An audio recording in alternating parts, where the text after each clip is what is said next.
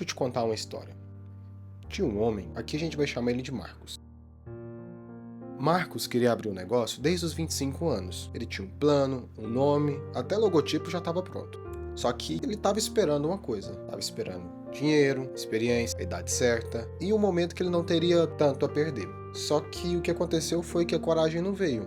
Porque quanto mais você espera, mais pesado fica. O que o Marcos não sabia é que a paralisia dele tinha um nome. E 6 mentes das mais brilhantes da história já tinham avisado sobre isso. A gente costuma chamar de espera estratégica. Parece até inteligente, né? Vou esperar o momento certo, vou me preparar mais, vou estudar um pouquinho mais e vou guardar um pouco mais de dinheiro. Só que aí tem um problema. O momento certo nunca chega, porque quanto mais você espera, mais cresce a dúvida, mais cresce o medo e a zona de conforto vira uma gaiola confortável. E o que era um sonho, muitas das vezes passa a ser um peso. E até a Bíblia já tinha uma palavra sobre isso, e não é bonitinha não. Aristóteles, Seneca, Confúcio, todos também tinham uma opinião sobre isso. Todos eles chegaram no mesmo lugar, mesma verdade. E isso sempre atravessou culturas, religiões e séculos. E isso é uma verdade que vai contra tudo que você aprendeu sobre se preparar antes de agir. Vou te mostrar agora o que eles disseram e como isso pode desemperrar o que está travando a sua vida hoje. Existem 2 tipos de pessoa no mundo. Só 2. As que esperam e as que tentam. Olha ao seu redor, no seu círculo de amizade. Todas aquelas pessoas que chegaram a algum lugar, não foi porque teve mais recurso ou mais idade. Muitas das vezes foi porque tentou. Foi porque começou com aquilo que tinha. Mesmo com vergonha, mesmo com medo. Porque enquanto você está esperando o cenário perfeito, alguém com metade do que você já tem, já está lá na frente. Não porque é melhor, mas porque começou.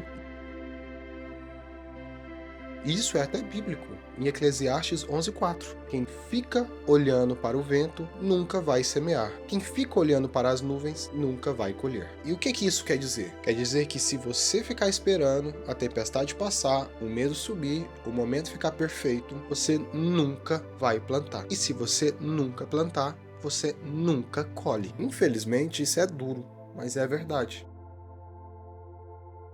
Até Aristóteles, 300 anos antes de Cristo, um dos maiores filósofos da história, ele olhou para o ser humano e percebeu algo que a gente finge não ver. Nós nos tornamos aquilo que fazemos repetidamente. A excelência não é um ato, é um hábito. Você não vai acertar no primeiro vídeo, você não vai acertar no primeiro negócio, você não vai acertar no primeiro passo. Mas se você fizer algo repetidamente, você se torna alguém que acerta. O erro não é um inimigo do acerto, o erro é professor do acerto. Até Sêneca, filósofo romano, conselheiro de imperadores, ele disse que não é porque as coisas são difíceis que não ousamos.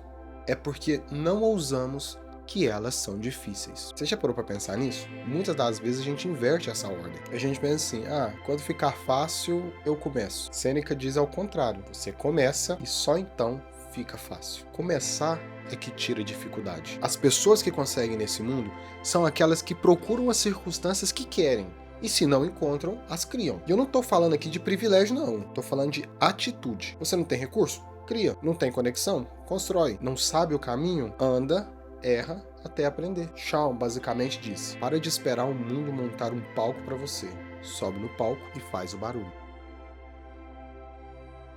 Confúcio, do outro lado do mundo, mesma época, mesma conclusão. Não importa quão devagar você vá, desde que você não pare. Ele sempre soube que a velocidade que você vai não é o problema são as paradas que você faz. Você pode ir devagar, você pode ir com medo, você pode ir tropeçando, você só não pode parar, porque quem para, infelizmente, nunca volta no mesmo ritmo.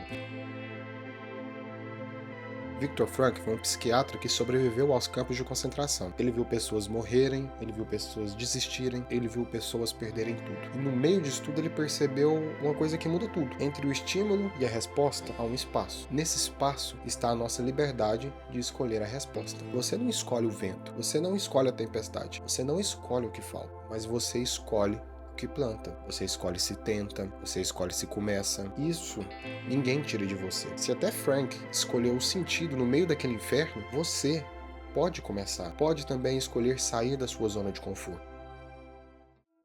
Agora junta tudo. Em Eclesiastes, quem espera o vento passar, nunca planta. Aristóteles, a excelência é um hábito, não um ato isolado. Sêneca, não é difícil porque não usamos. É o contrário. Shaw, quem vence cria as circunstâncias. Confúcio, o problema não é a velocidade, é parar. Frank, no espaço entre o que acontece e o que você faz, ali é a sua liberdade.